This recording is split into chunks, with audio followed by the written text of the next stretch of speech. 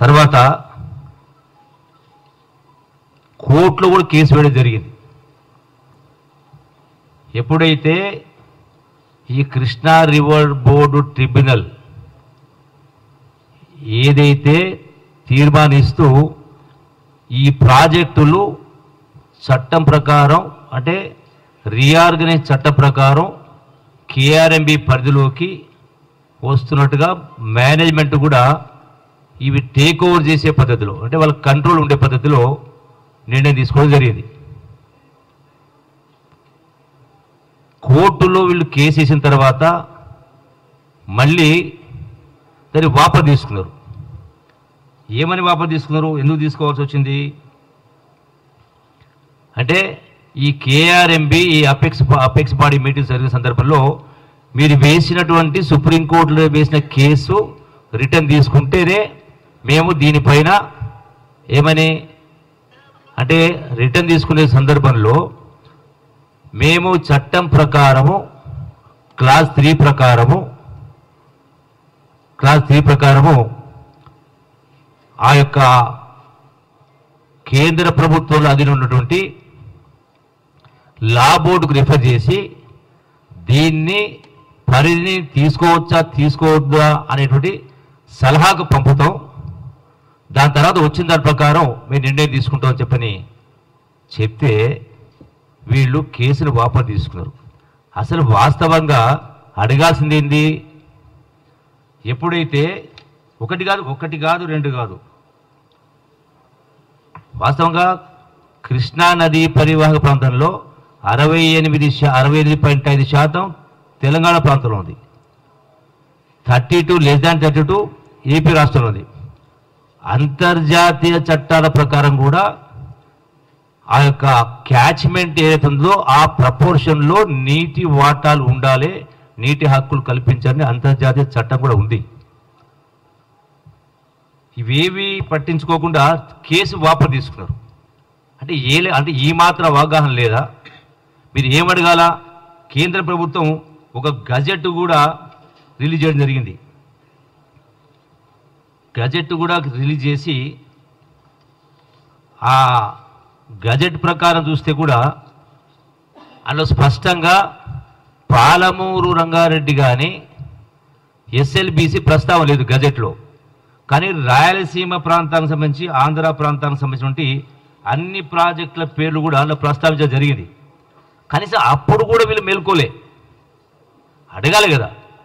మరి ongoing projects ఏమో గజెట్లో కేంద్ర ప్రభుత్వ గజెట్లో వాటిని ప్రస్తావించారు. పాలమూరు అంటే పిఆర్ఎల్ పాలమూరు రంగారెడ్డి ప్రాజెక్టు కానీ యొక్క ఎస్ఆర్ దీనికి సంబంధించిన శ్రీశైలం లిఫ్ట్ బ్యాంక్ సంబంధించి కానీ వాళ్ళు ప్రస్తావించాలి. అప్పుడు కూడా వీళ్ళు కనీసం కేంద్ర ప్రభుత్వానికి విజ్ఞప్తి చేయలే, డిమాండ్ చేయలే మా హక్కులు మనకు రావాలని కింద. వాస్తవంగా ఈ వాటర్ కోసం మనం తెలంగాణ రాష్ట్రం కొట్లాడాం కాబట్టి 100% దానిపైన మనం వీళ్ళు డిమాండ్ చేయాలి, అడగలే, హక్కుల కోసం కొట్లాలి. అంటే చేతిలో పెట్టుకొని కేంద్ర ప్రభుత్వం కేంద్రంలో చట్టాలు పాస్ చేసినప్పుడు అంటే అది జిఎస్టీ కావచ్చు, అట్లాగే రైతు చట్టాలు కావచ్చు, ఇవన్నీ కూడా చేసిన సందర్భంలో అట్లాగే ప్రెసిడెంట్ ఆఫ్ ఇండియా ఎలక్షన్ కానీ వైస్ ప్రెసిడెంట్ ఎలక్షన్ కాబట్టి కానీ టోటల్గా సపోర్టెడ్ లేదు, ఈవెన్ స్పీకర్తో సంబంధించి కూడా. మరి అప్పుడు కూడా మాట్లాడాలి, అడగలే. మరి 10 సంవత్సరాలు అవుతా ఉంది. ఎప్పుడైతే పోతిరెడ్డిపాడు రాయలసీమ ప్రాజెక్టులకు సంబంధించి అవి ఆన్గోయింగ్ ప్రాజెక్టులుగా గజెట్ ఇష్యూ చేసిన తర్వాత కూడా మనది కూడా పాలమూరు రంగారెడ్డి ప్రాజెక్టు కాంగ్రెస్ ప్రభుత్వ హయాంలో ఒక జీవో ఇవ్వడం జరిగింది. మరి 10 సంవత్సరాలైనా ఎందుకు ఈ ప్రాజెక్టును పాలమూరు కృష్ణానది పైన ఉన్నటువంటి మొదటి ప్రాజెక్టు ఇలా పాలమూరు రంగారెడ్డి సంబంధించి ఎందుకు మీరు పర్యావరణం తెచ్చుకోలేకపోయినరు? గొప్ప గొప్ప మాటలు చెప్పిండ్రు కదా. ఎన్ని సంవత్సరాలు పడుతుంది? అంతా కూడా ఆన్లైనే కదా. కేంద్ర ప్రభుత్వానికి మీరు వత్తాసు పలికింది మీ చేతిలో ఉంది కదా. 2-1 స్పష్టం కనపడతా ఉంది కదా. మరి అయినా ఎందుకు తెచ్చుకోలే పర్మిషన్స్? ఎందుకు రాలే? ఎందుకు పూర్తి చేయలే? కాళేశ్వరానికి సంబంధించి 1,00,000 కోట్ల రూపాయలు ఖర్చు పెట్టి మరి ఆదరాబాదరాగా ముడుపుల కోసం మరి చాలా ఫాస్ట్గా చేసినామని చెప్తున్నారు కదా. మరి ఇదే పాలమూరు ఎందుకు జరగలే, ఎందుకు ముందుకు పోలే అంటే ఇది పాలమూరు సంబంధించి నీటి కేటాయింపులు అనేది లేని ప్రాజెక్టు ఉన్న సందర్భంలో ఉన్నప్పుడు దీన్ని మొదలు పూర్తి చేయాలి కదా.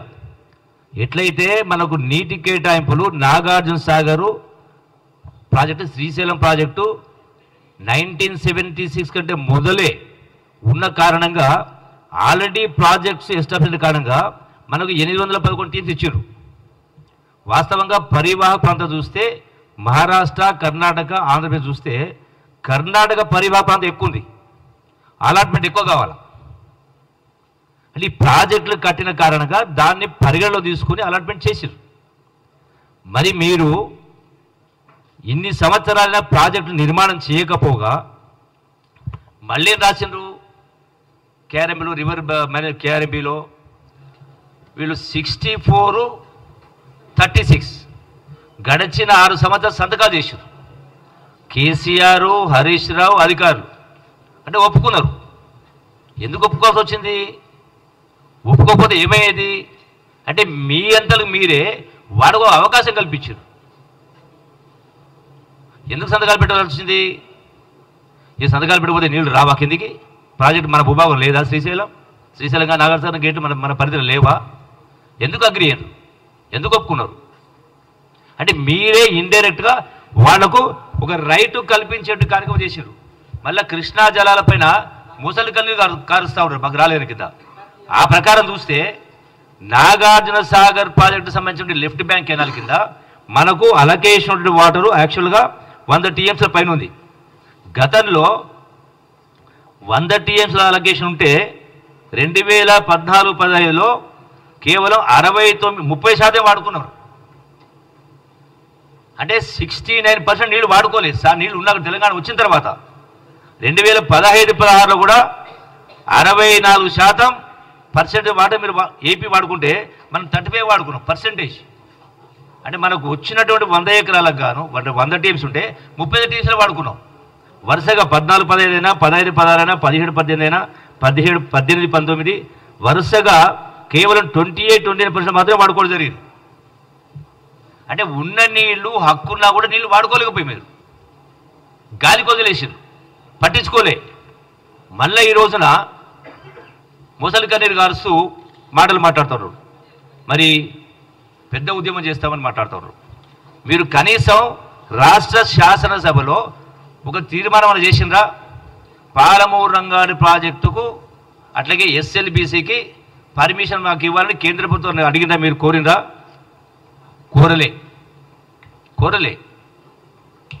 కోరలేదు, తీర్మానం చేయలేదు, కేంద్రం అడగలేదు, ఉద్యమం చేయలే. మనకు ఉన్నటువంటి మార్గాలు ఇవే కదా. ఉన్న ఒక కోర్టు కేసును కూడా వాళ్ళు లా బోర్డుకు రాసి వాళ్ళు సలహా తీసుకుంటే మీరు విత్డ్రా చేసుకుంటే మీరు సలహా తీసుకుంటారు. అంటే మీరు సలహా తీసుకుంటారని కేంద్ర ప్రభుత్వం చెప్తే మీరు కోర్టుకెళ్ళి కేసు విత్డ్రా చేసుకుంటారా? మీకు హామీ ఇస్తున్నా మీరు విత్డ్రా చేసుకుంటే మీ చట్టం యొక్క కృష్ణా జలాల ఏ నిష్పత్తి ఉండాలో నిష్పత్తి ప్రకారం మీకు నీళ్లు ఇస్తామని హామీ ఇస్తేనే విత్డ్రా చేసుకోవాలా. ఇది స్పష్టంగా ఇవన్నీ కూడా రాసి ఉండడం జరిగింది. అయినా కూడా ఏ ఒక్కటి కూడా మీరు పట్టించుకోకుండా ఈ రోజున మళ్ళీ ముసలి కన్నీరు గారు మాట్లాడుతూ ఉన్నారు.